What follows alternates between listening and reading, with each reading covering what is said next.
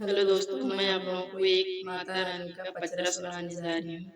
अच्छा लगे तो लाइक सब्सक्राइब जरूर करिएगा। जय माता दी। मैया के मंदिरवा हम जाई कैसे, मैया के मंदिरवा हम जाई कैसे, हाँ हाँ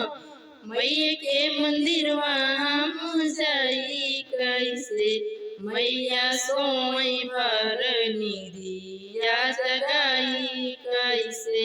मैया सोई भर निदिया जगाई कैसे, मैया के मंदिरवा हम जाई कैसे, मैया के मंदिरवा हम जाई कैसे,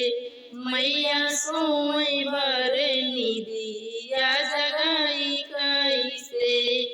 मैया सोई भर निदिया जगाई कैसे,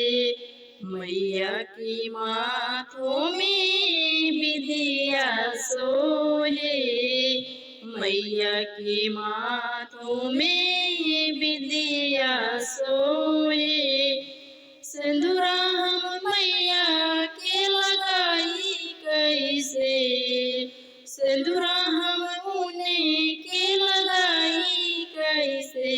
मैया सोई भर निदिया जगाई कैसे, मैया सोई भर निदिया जगाई कैसे,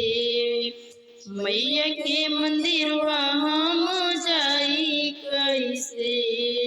मैया के मंदिरवा हम जाई कैसे, मैया सोई भर निदिया जगाई कैसे, मैया सोई भर निदिया जगाई कैसे, मैया के हाथों में चूड़िया सोहे, मैया के हाथों में कंगना सोहे, मेहंदी हमने के लगाई कैसे, मेहंदी मैया के लगाई कैसे,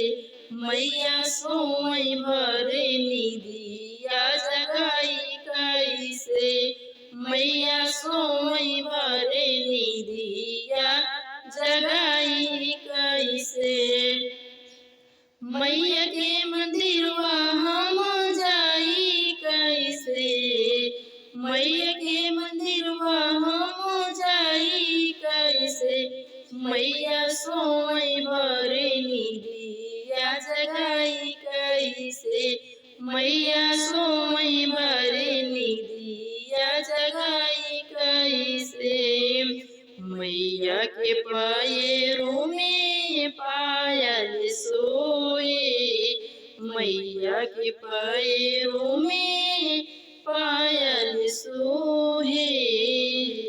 मैया के पैरों में बिछुआ सोहे, उनके बिहावर हम लगाई कैसे, बिहावर हम मैया के लगाई कैसे, मैया सोई भर निदिया जगाई कैसे, मैया सोई भर निदिया जगाई कैसे, मैया के मंदिरवा हम जाई कैसे,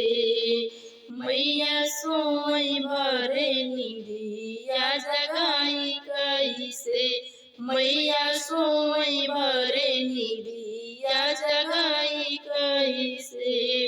मैया के अंगों में सड़िया सोहे, मैया के अंगों पे लहंगा सोहे, चुनरी हमने के ओढ़ाई कैसे, चुनरी हमने के ओढ़ाई कैसे, मैया सोई भर निदिया जगाई कैसे, मैया सोई भर निदिया जगाई कैसे, मैया के मंदिरवा हम जाई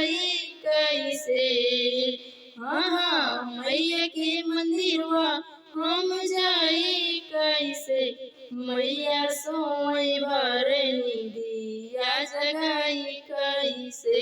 मैया सोई भरे निदिया जगाई कैसे। जय माता दी। अच्छा लगे तो कमेंट करके जरूर बताइए।